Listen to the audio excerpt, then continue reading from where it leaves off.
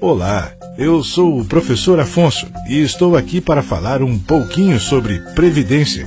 Mas antes, precisamos entender dois ciclos que explicam muito sobre o nosso assunto: o ciclo vital e o ciclo laboral.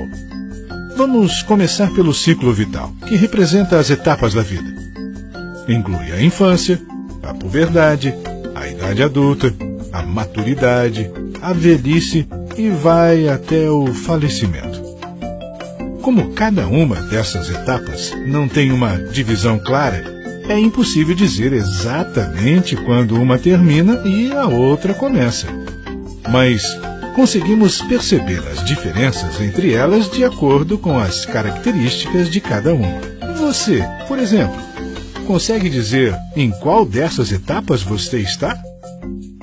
A mesma coisa acontece com o ciclo laboral, que nada mais é do que o ciclo de vida na caminhada profissional. Esse ciclo começa com o estágio, passa pelo primeiro emprego, pelo emprego de formação, pelo emprego de carreira e termina com a saída do mercado de trabalho. Ou seja, à medida que envelhecemos, evoluímos profissionalmente e avançamos no ciclo laboral. Mas, ao mesmo tempo, avançamos no ciclo vital e, conforme envelhecemos, não conseguimos mais realizar as mesmas tarefas com a mesma agilidade ou qualidade, o que nos leva a uma perda dos rendimentos provenientes do trabalho. Outro detalhe importante: o ciclo laboral pode ser interrompido, mas o ciclo vital continua. Vamos lá. Talvez no ciclo laboral seja mais fácil identificar em que etapa você está, certo? Então surge a famosa pergunta: mas como você terá rendimentos após isso acontecer? É aí que entra a previdência.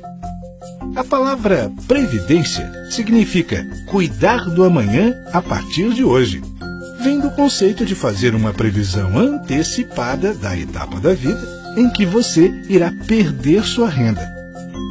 Mas mais do que isso, a previdência parte do princípio de que todos que participam de uma relação de trabalho devem ser segurados do risco de perder esse trabalho.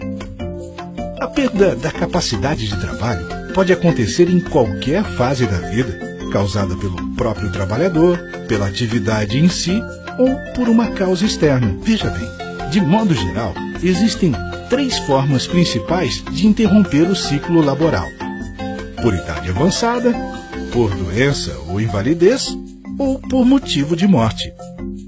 O grande desafio para se montar um plano de previdência é determinar o momento em que o ciclo laboral será interrompido. Depois, ainda tem de definir de onde sairão os recursos para efetuar o pagamento e garantir a manutenção dos benefícios. Se esses pontos não forem bem definidos, o plano de previdência pode falhar em 2 pontos. Ele poderá pagar benefícios para quem não precisa ou poderá fazer que pessoas sem condições continuem trabalhando, fazendo um esforço sobre-humano. Pois é, e a nossa sociedade sofre mudanças constantes. A expectativa de vida aumenta a cada ano. As condições de trabalho ficam cada vez melhores e a tecnologia simplifica as atividades.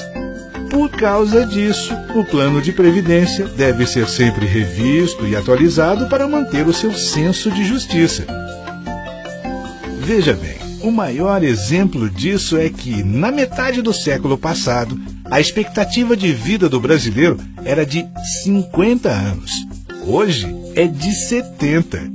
Se os planos de previdência não se atualizassem, hoje teríamos várias pessoas se aposentando muito mais cedo do que deveriam, causando um problema para a sociedade em geral. No fim das contas, a Previdência cria 2 grandes grupos: os ativos e os inativos. Os ativos participam da produção nacional e os inativos já fizeram a sua contribuição, dedicando parte da sua vida ao desenvolvimento da sociedade, mas no momento estão impedidos de exercer suas funções.